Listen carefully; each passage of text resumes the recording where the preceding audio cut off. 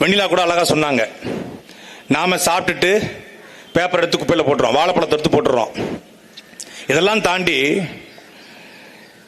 Pampers, சலம் seal வச்ச இந்த புண் போட்டு கவர், இதெல்லாத்தையும் தூக்கி போடுறோம். இதெல்லாம் மனிதர்களுக்கு தொடக்கூட முடியாது. அதை எடுத்து துப்புரவுப்படுத்தி அதை குப்பைத்தொட்டியில் போட்டு அந்த குப்பையை கொண்டு போய் பெருங்குடியிலையும் பள்ளிக்கரலையும் போட்டு நீங்க 4-5 பேரை பார்க்க முடிஞ்சு. 4-5 பேரோட கையும் கிட்டத்தட்ட அழுகி போயிருக்கு. யாருக்குமே அந்த கை உறை கிடையாது, முகக்கவசம் கிடையாது, காலுறை கிடையாது. நம்ம எல்லாத்துக்கும் ஞாபகம் இருந்திருக்கும், சென்னையில கடந்த பெருவெள்ளம் ஆர்கே நகருடைய சட்டமன்ற உறுப்பினர் ஜான் எபினேசர் அவர் வந்துட்டு இருக்காரு. சாலையில தண்ணி ஓடிக்கிட்டு இருக்கு, மலம் ஜலம் எல்லாம் கலந்து போயிட்டு இருக்கு. அப்போ ஒரு துப்புரவு பணியாளர், தூய்மை பொறியாளர் கொடுத்து சொல்லிட்டு, நாய சீக்கிரம் பண்றா சொன்னாரா இல்லையா?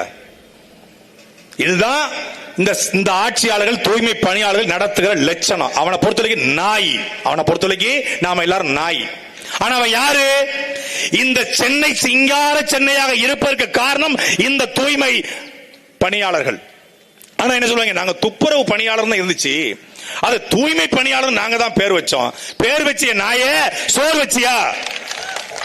பேர் வச்ச நாங்க தான் அரவாணிங்கிற திருநங்கைன்னு மாத்தணும். அப்படி பேர் வைப்பாங்க, அழகழகா பேர் வைப்பாங்க.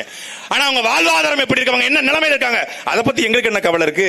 இவங்களுக்கு அருந்ததிய சமூகத்தின் மீதோ பறைய சமூகத்தின் மீதோ கோபம், வருத்தம், அவங்களை நசுக்கணும் அப்படிலாம் கிடையாது. அவனை பொறுத்தவரைக்கு பணம், அவ்வளவுதான் பணம்.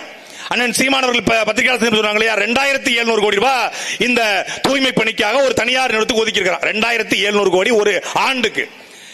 தமிழ் இந்த சென்னை மாநகராட்சியில அதிகபட்சமாக 17,000 தூய்மை பணியாளர்கள் இருப்பாங்களா? அதிகபட்சம் 17,000 பேருக்கு மாத சம்பளம் 30,000 ரூபாய் போட்டா கூட ஒரு மாசத்துக்கு 51 கோடி வருதுங்க. 30,000 அதிகபட்ச சம்பளம் சொல்றேன். நாங்க ஆட்சிக்கு வந்தா குறைந்தபட்ச சம்பளமே 25,000 சிம்மன் சொல்லிருக்காங்க எல்லாருக்கும். 30,000 சம்பளம் போட்டா கூட இந்த 17,000 தூய்மை பணியாளர்களுக்கு 51 கோடி வருது. அப்ப ஒரு ஆண்டுக்கு கிட்டத்தட்ட 600 கோடி வருது. 2,700 கோடி எவன் தாலியா இருக்கடா நீ 2,700 கோடி போடுற? எதுக்கு போடுற? அப்ப என்ன கமிஷன்?